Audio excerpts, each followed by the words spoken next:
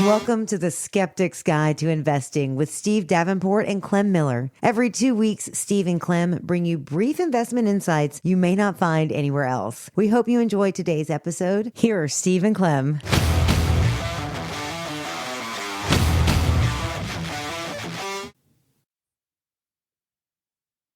Welcome, everyone, to Skeptic's Guide to Investing. I'm Steve Davenport, and I'm here with Clem Miller.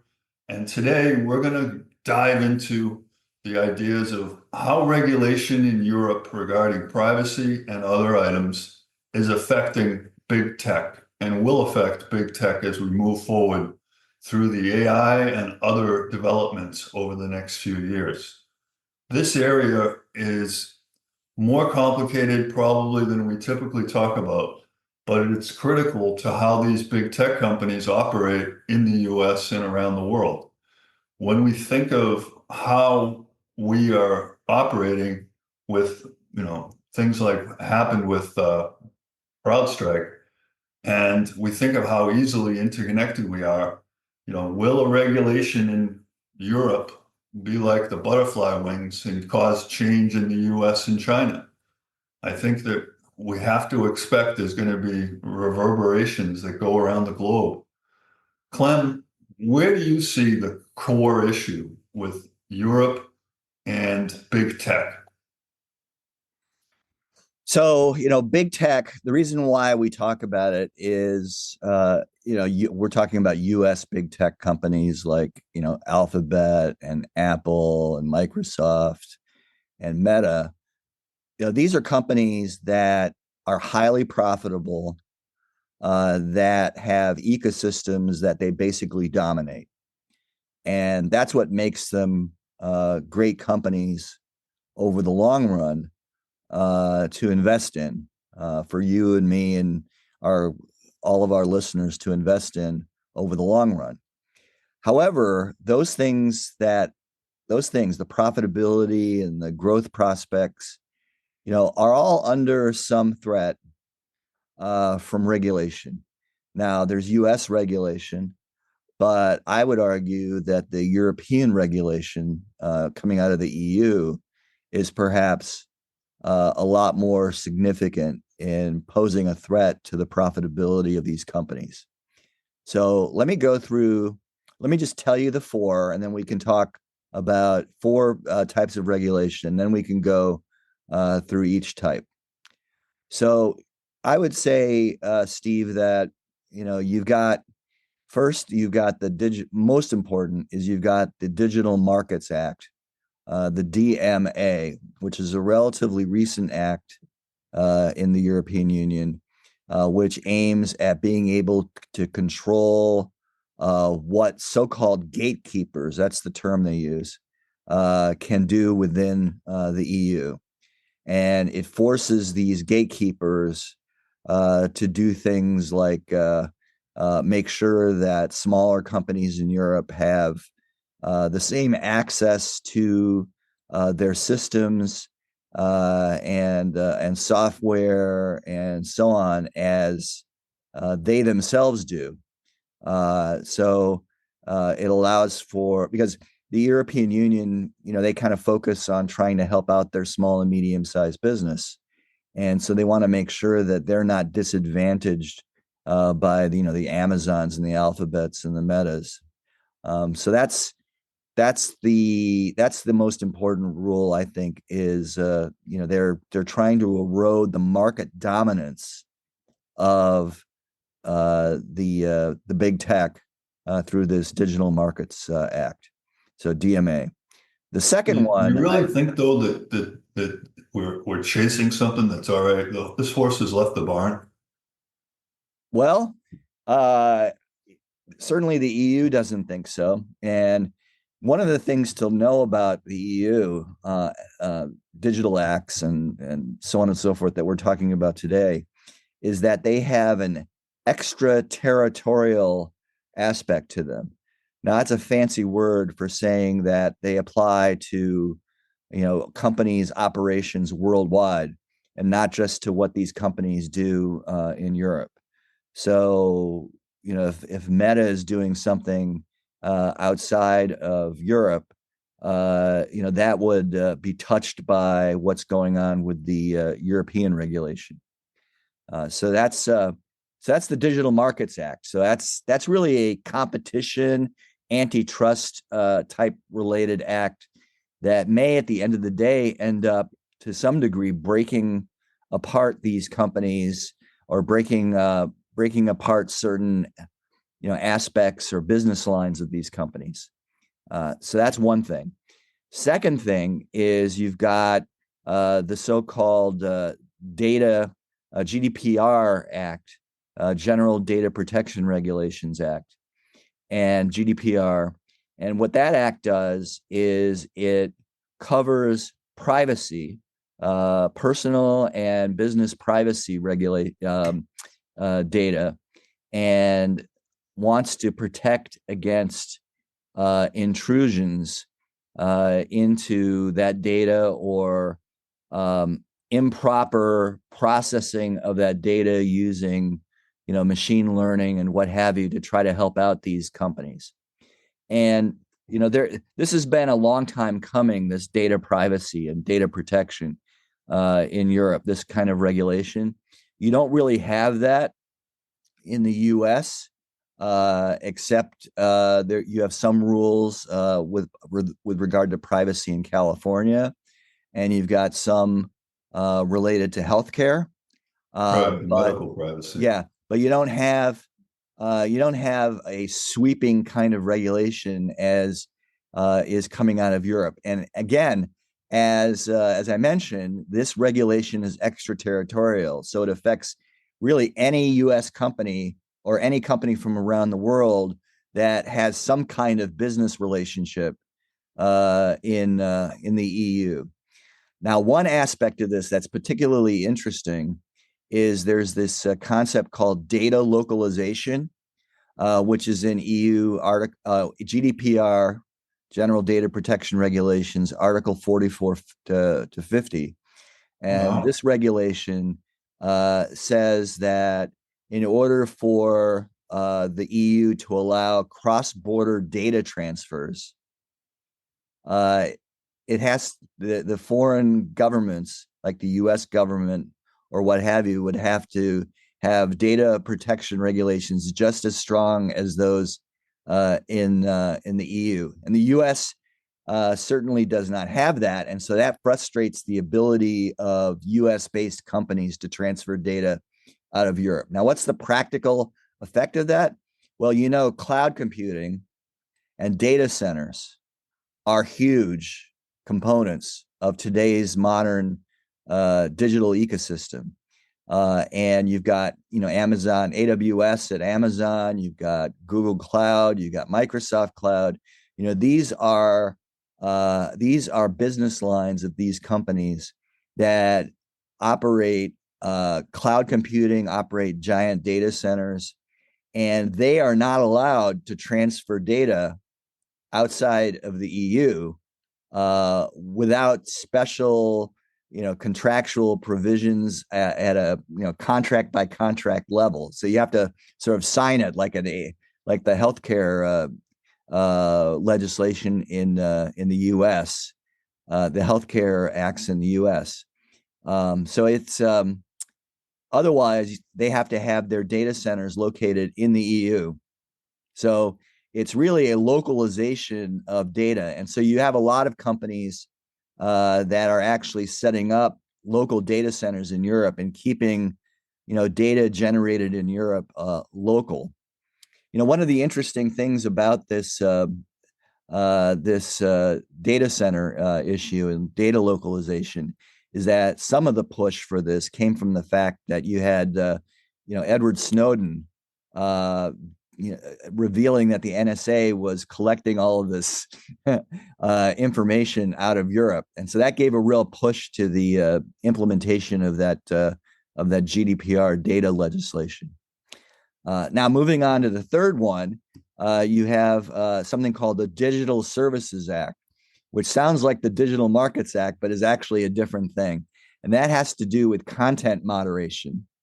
And it's aimed at trying to prevent damaging misinformation, malinformation, misinformation, disinformation, coming from entering the digital sphere and causing harmful effects in terms of being able to influence people negatively.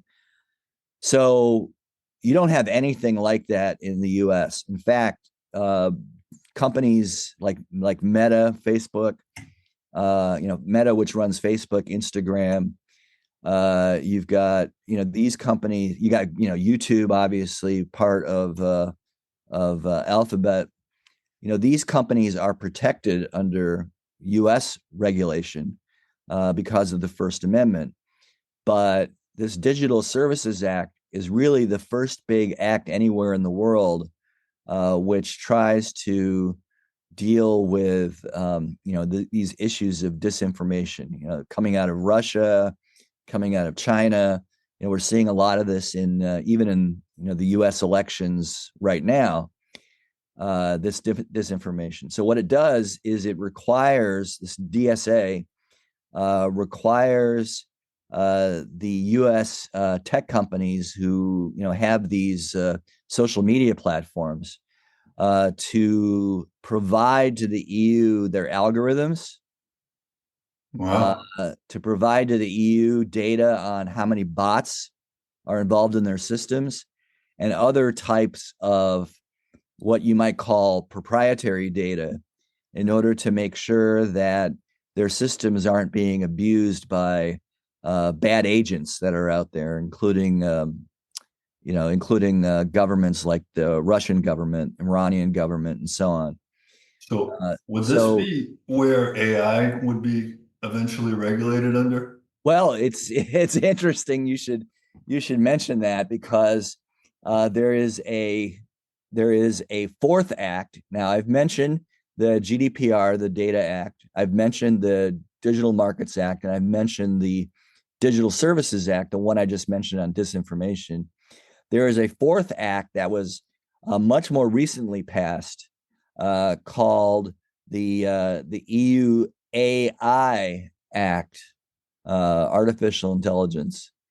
And that really, the way to look at that act is it provides a framework, a set of general guidelines for regulating AI. It hasn't gotten into the details yet, as if it were, a detailed set of regulations, but it's provided a framework for potentially doing so in the future. So we could end up with a situation where, the EU is actually regulating what, NVIDIA and, Microsoft and OpenAI, what they're all doing with respect to AI. That could be regulated in Europe under EU AI data regulation. Well, can I understand this? How does it work if they're using US data and they're using US resources and US servers for storage? You're saying that would still be extraterritorially covered by this Europe? I mean, or I understand if you're taking data from Europe and you're using it, that would be something that would be covered by European rules. But if I'm using US data and I'm using US resources, it feels like that's something that would Well, escape this. if there's a total segregation, complete, segregation, a wall between the EU and the US, then the data and operations in the US would not be affected by what's going on in Europe. However, let's think about that for a second. The companies have to put a lot of resources into complying with what's going on in the EU. And so in order to do that, it makes sense for them in terms of profitability, and in terms of just minimizing costs. It makes sense for these companies to apply these EU standards globally. So, I mean, let me give you an example of that. You turn over a plastic milk carton, or you turn over anything that's plastic, and you see these, sort of recycling symbol and with numbers on it and so on. Yeah. That all comes out of the EU. You see the sort of stylized E on some packaging. That's EU. So EU regulations on lots of different things are being applied worldwide, and it started with products, and now it's going into to digital services. It's extraterritorial. There's actually a term that some people use for this called the Brussels effect, which means that Brussels is actually the capital of the European Union. That Brussels is actually driving the regulatory agenda worldwide, which some people are saying gives EU companies an advantage globally in terms of their economics and finance. Yeah, I mean, I think that they certainly understand the regulations better and are closer to the regulators in Brussels. The European companies probably know a lot more about what their intent is, and some of that is an advantage. I guess I would say that if this were, there were 5 issues with a company succeeding globally, this would be probably on the list, but you still need a product, you still need recognition, you still need other things for this to be significant. Because quite honestly, I love my chocolates, and I love my Belgian items, but I'm not sure that the regulation of them is necessarily going to change my demand curve. So I understand that these areas are being is more progressively instituted in these countries, but I also understand that it's really hard to take things from one region and transfer it to another. It's just not as easy as we all think that, hey, we're going to home source these things, or, oh, we're going to resource these things to closer on our, North America, South America. And there's a lot of details and a lot of items that go into these decisions. And I think, I'm glad that we're getting some regulations. It's just that it feels to me like in this election with AI stuff pretty new, I'm not sure that the third item in terms of Digital Services Act wouldn't cover a lot of the same stuff that eventually will be covered when AI is completely written and installed, right? Yeah, I mean, I think you're right about that. I mean, we're seeing the beginning of a new technological revolution with AI, and regulation always is trying to catch up with what's going on technologically. What inning do you think we are in AI? What inning? Yeah, it's a 9 inning game. I don't know, second inning. Second inning. I was going to say second or third.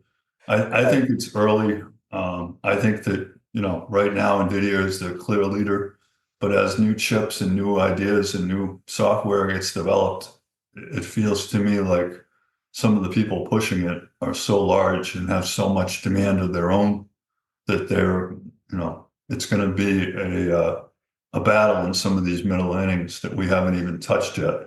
That is going to really, in my mind, create opportunities, but also create dangers for companies that might have thought that they were free from some of this regulation, or free from some of this controls on what a computer and what AI can do. So AI to me is still the wild card in this market, and still the wild card in what the future is going to be for our future, the markets for the next few years. Do you think it's been determined how big and how much AI will influence things, or do you think we're, I feel like we're only seeing the beginnings of where it will truly influence a lot of different industries. We'll be right back.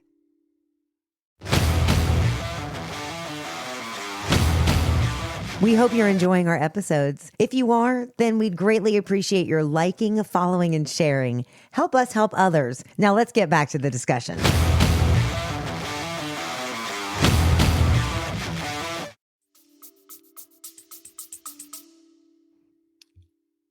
I think, there are a lot of things that are AI that we don't even consider AI anymore because they've become a part of our daily lives. For example, when you get robocalls, or you call into some calling center and talk, at least initially, to a robot, right? I mean, that's AI, and yet it's become so much a daily part of our lives that we no longer really think of it as AI anymore. You see, facial recognition, when you come in and out of the various countries. Right now that seems very AI, but eventually that's going to not be considered AI. It's not going to be. We're not going to think of it as AI anymore. So to the degree AI gets embedded in our daily lives, we sort of, say, well, that's not futuristic, right? Right. And right now, this whole generative AI with, AI writing things, helping us write things, helping us with imagery and so on, that seems awfully, futuristic. But, 3-4 years from now, that's not going to seem so futuristic anymore. Maybe even sooner than that. And then we'll be moving on to our next thing. I mean, I would say even assisted, AI assisted driving. That used to be. I mean, that's something that 5-10 years ago would have seemed amazing, right, to people, and yet today we have things that seem pretty simple, such as lane assist. You've got LiDAR and radar and so on automobiles that help keep you safe. No, And I mean, eventually we've this talked about AI on our podcast in terms of how AI goes through the text and converts it and then looks for, trains of thought and ideas and tries to summarize it with the overall evaluation of these podcasts. And I see now that Zoom has the same feature, and Zoom will take the verbiage that we use in our podcast, and they'll create a real-time, text of what we're doing so that we can edit it as we go along. So we know that these things are becoming more and more prevalent. I guess I'd like to take a step maybe sideways and ask you, as investors, do you feel that there are companies that have more risk in this space with Europe, less risk in this space? And if we were to say, hey, this company is obviously a leader and they're not likely to face resistance or regulation because they're already doing the right things and segregating the data and keeping the privacy and protecting the, end users. And I mean, are there leaders and laggards in the big tech? And should we be looking at the item not for the number of chips they have, but for how they're following some of these regulations and creating kind of I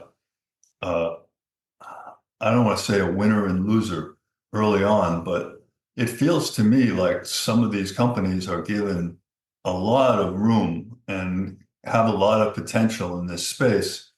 And others, I think, are trying, but I mean, who are the winners and losers so far in your mind with the regulation in Europe? I mean, Google has been beaten up for the last year.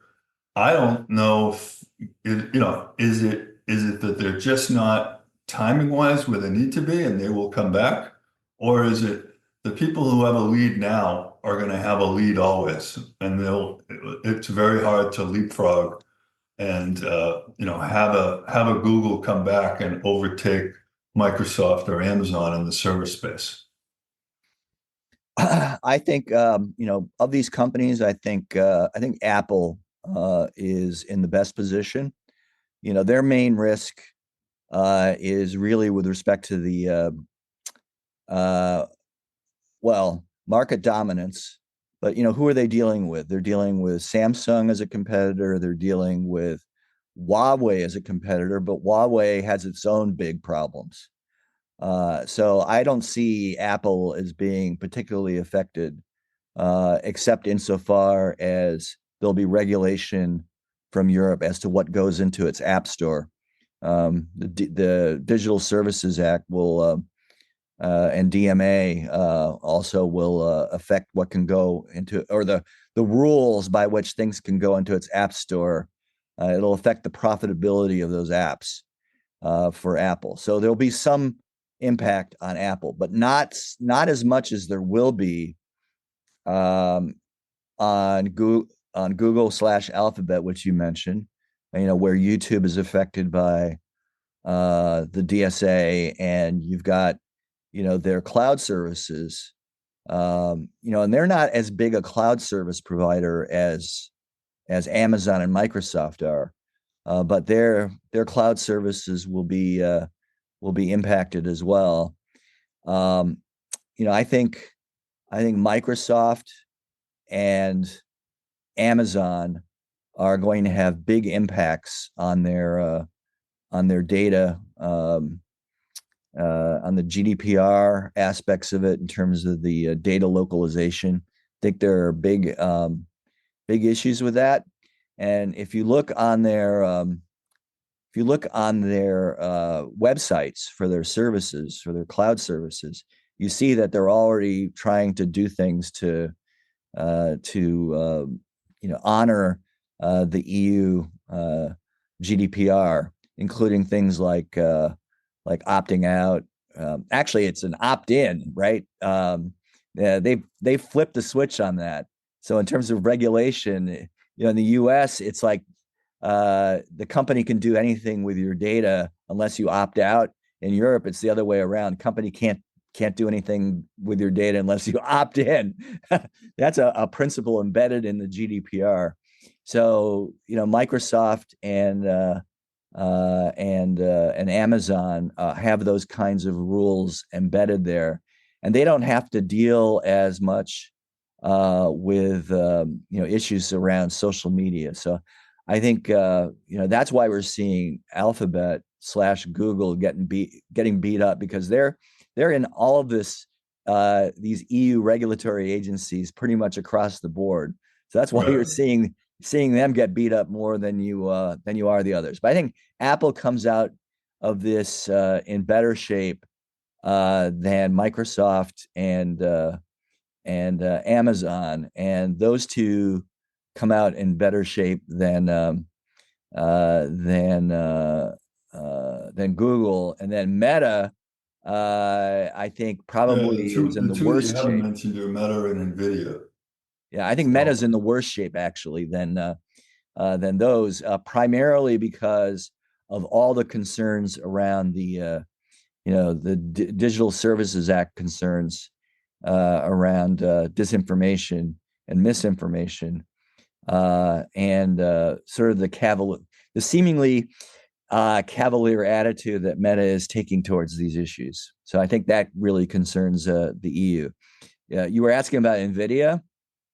yeah, I was just saying that I think that when you think about those top three, yeah, that discussion and then Google, but the ones that really kind of have a little more hair on them are, how is NVIDIA going to react if AMD and others start to develop chips that are competitive?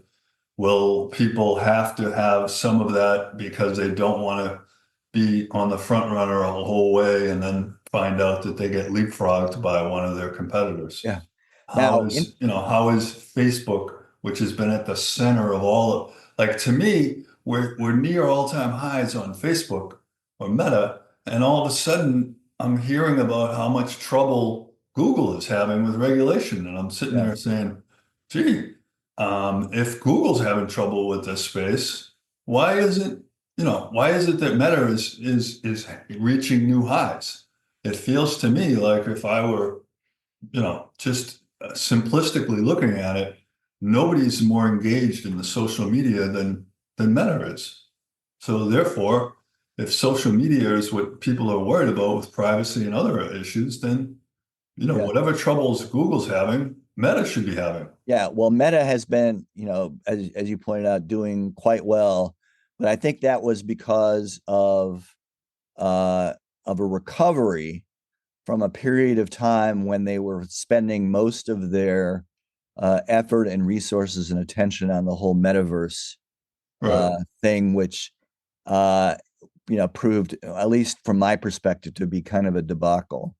And So you so think that Europe will start now to focus on Meta more and there will be some relief on Google, or is this going to be like a piling on where you pile on, you that's what's identify been things and happening. then It's been a piling on, and AI is next on that pile on. But let me mention, you mentioned Nvidia and AMD and so on. Uh, so far, those have not been impacted by the kinds of regulations that I've been talking about. Instead, what's going on is that the EU, just like the US, is trying to promote local development of chip manufacturing. And so you have the EU Chips Act, which is basically the same thing as the US Chips Act, trying to promote local manufacturing of chips, trying to create a more secure supply chain so that the world isn't reliant so much on Taiwan Semiconductor. Sort of to use these time worn expressions, onshoring or reshoring back into the EU, just as the US is trying to do back into the US. right. I think that the complexity of all of these different, where is the value add taking place and how do we evaluate how much, offshore is producing versus is being produced on in the US or in the EU. I think it's going to be more and more complex as we start to look at how these regulations. But I was hoping that we would start to get some movement on something like, this is AI generated, because I think that right now, when I look at various videos and things on TikTok and other places, I can't tell it's close to reality. It's very tough to, know that this item was, I would love to see some type of a marker or some type of an item on, video and images, because I think it's becoming more and more difficult to differentiate between I think when you look at an essay or a chat GPT, essay, and you say this was created by AI, it's kind of, you can see certain trends, but as we get closer and closer to those things having no perceivable or no easily identifiable difference, it feels like we need to get ahead of that and have, I think it would be so much easier in social media if you just said, hey, this was AI created. And it might be 5%, 10%. I don't know how we're gonna use, like I was developing a logo on Canva, and I'm sitting there saying, okay, this is what AI is recommending. Here's some of the imageries that they want me to use. I'm not going to put on it that it was AI generated. I mean, I'm going to say, I created it. I used AI to create it. And so I think that this area has a major step will be how do we start to socialize this idea that an image created by AI or a story created or a video created by AI is legitimate and as it is something that was created by a human. I mean, is it going to be better written? Is it going to have more Yeah. information? Is it going to be more thorough? I don't And know, and but I think not only that, Steve, but there are concerns about intellectual property rights and right. about how AI programs are pulling their information from a lot of different sources, including proprietary sources who get paid for this. I think it comes down, it seems to me a lot like music, right? And we talked about all of the use of music in different spaces. And I think the use of voices, the use of, our mellow voices could become hot items. And somebody could create an artificial bot that talks like a skeptic. And we would have to, fight for our rights to control that voice and to control that message that's being delivered. So it feels to me like there's a I hope they place have better for voices than we do, Steve. Huh? I hope they have better voices than we do, Steve. Oh, come on now. I think we know that these are the voices of true skeptics. And I think they're deep. I think they're older. I think they have a certain mellow. But how would we wrap this up?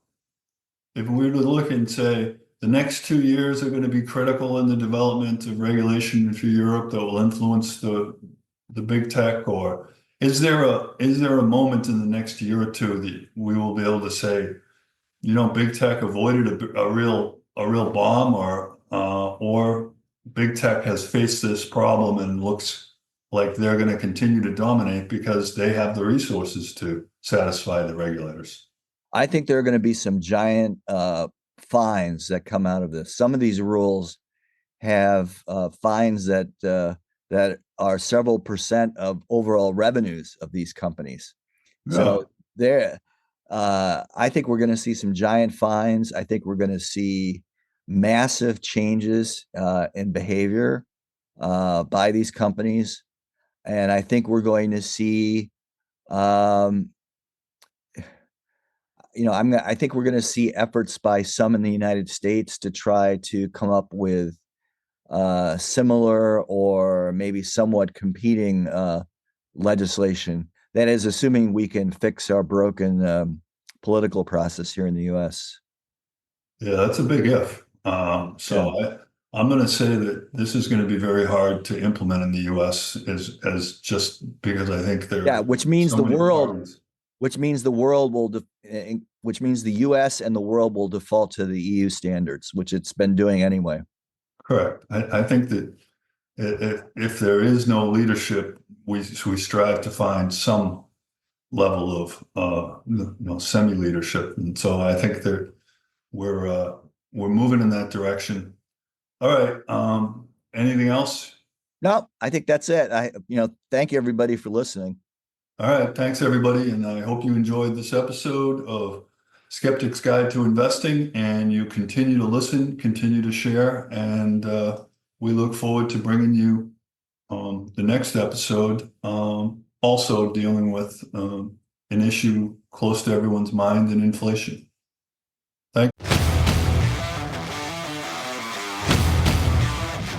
The views shared on this podcast represent the personal investment views of the hosts. They are for educational purposes and not meant to be taken as investment advice. Listeners should consult their own investment, legal, and tax advisors. Past performance of any investments is not a guarantee for future return.